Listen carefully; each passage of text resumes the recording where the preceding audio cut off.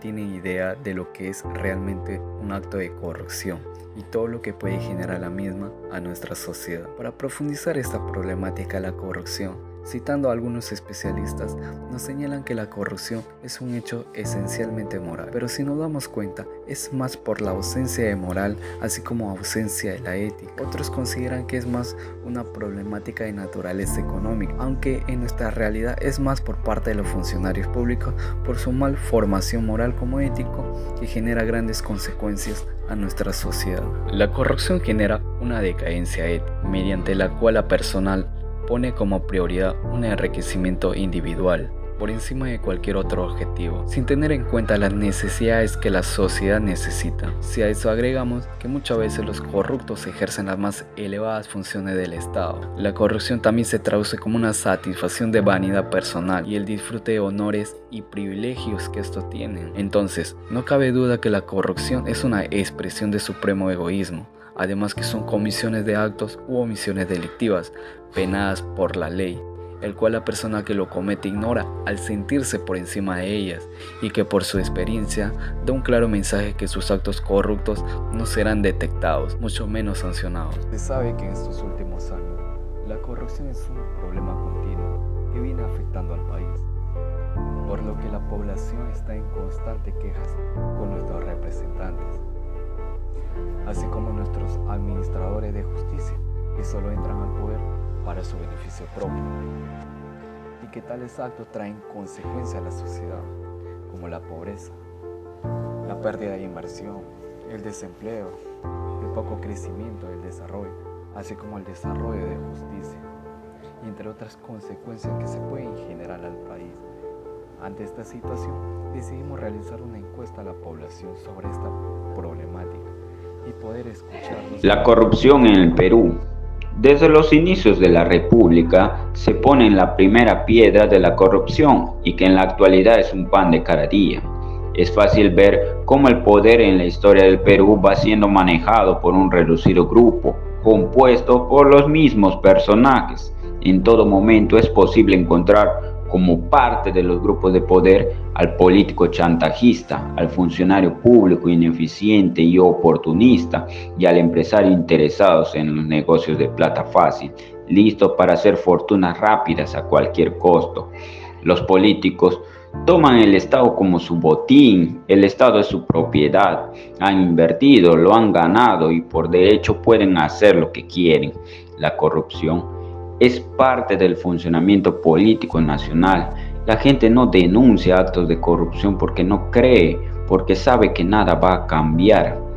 Hoy, sin duda, la corrupción es un motivo de preocupación central de la opinión pública. Sin duda que hay más control social e institucional, una prensa que denuncia, una sociedad civil cada vez mejor articulada y atenta. Las redes sociales son un gran activo para la denuncia. Debemos, como peruanos, pensar en construir un verdadero Estado de Derecho, con un sistema normativo congruente con las necesidades del Estado, con instituciones que velen por el cumplimiento de la ley, con un sistema de control que opere de manera eficaz, con partidos políticos que representen los... Como podemos analizar en la entrevista de algunos ciudadanos de los tantos que hicimos, la gran mayoría considera que la corrupción sí se encuentra activo en nuestra sociedad por parte del gobierno y los administradores de justicia. Piensan que este problema empieza desde la parte de arriba, es decir, por parte de nuestros gobernadores, que al llegar al poder no hacen ni más ni menos que robar a su propio país.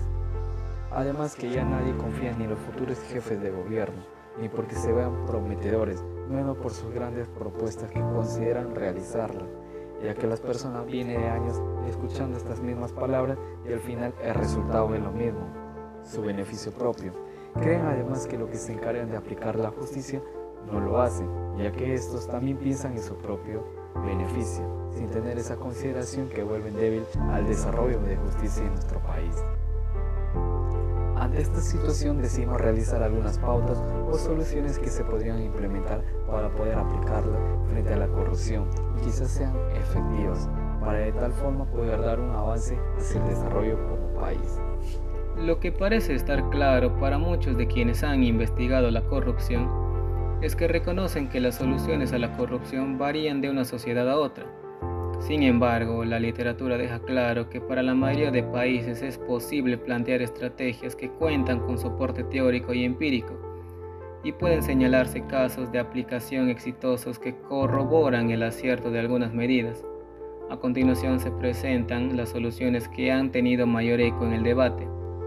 Según diferentes analistas, los regímenes de comercio, tales como las regulaciones de salida del capital, el bloqueo de entrada de firmas e inversionistas, la provisión del poder monopólico y los requerimientos de permisos y licencias para comerciar. Las regulaciones del sistema financiero y las leyes de inversión pueden ser reformadas para frenar las decisiones administrativas de funcionarios que actúan como buscadores de renta. Sobre el sistema tributario, reformas que mejoren los sistemas de recaudo pueden reducir la corrupción tanto en los contribuyentes como en la administración de impuestos. También es importante reformar medidas de exención de impuestos que puedan incentivar prácticas corruptas. De otro lado, la competencia económica puede reducir el nivel de corrupción y sus efectos adversos. Asimismo, cambios en las regulaciones sobre el mercado, tales como eliminar los controles de precios y reforzar las regulaciones de las empresas privadas y estatales que operan en los mercados no competitivos, mejora la transparencia y fomenta el adherimiento a la ley.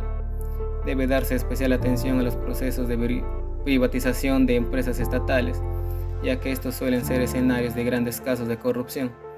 También es importante involucrar a los ciudadanos en la lucha anticorrupción, llevando a cabo encuestas sistemáticas y abriendo otros canales de comunicación, tales como programas de radio y de educación.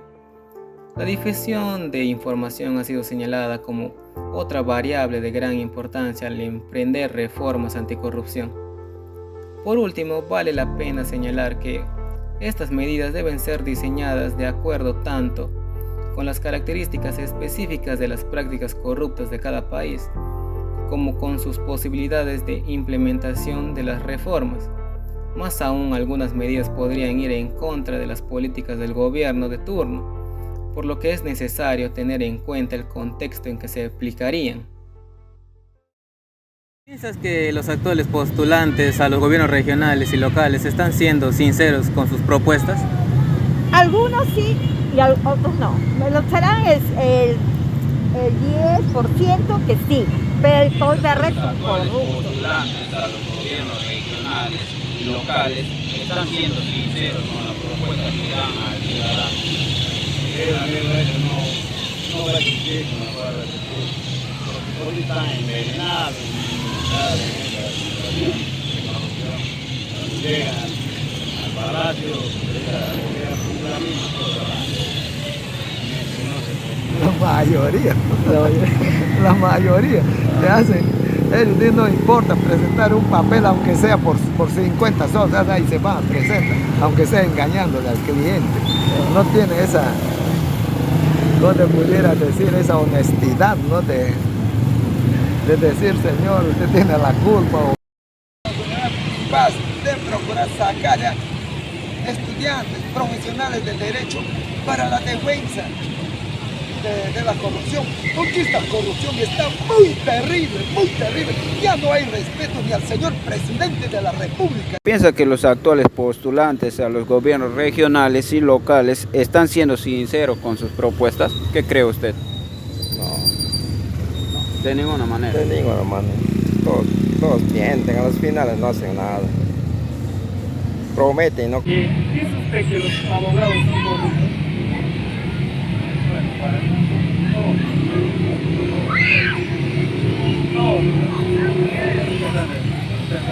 ¿Piensas que los actuales postulantes a los gobiernos regionales y locales están siendo sinceros con sus propuestas? Algunos sí y otros no.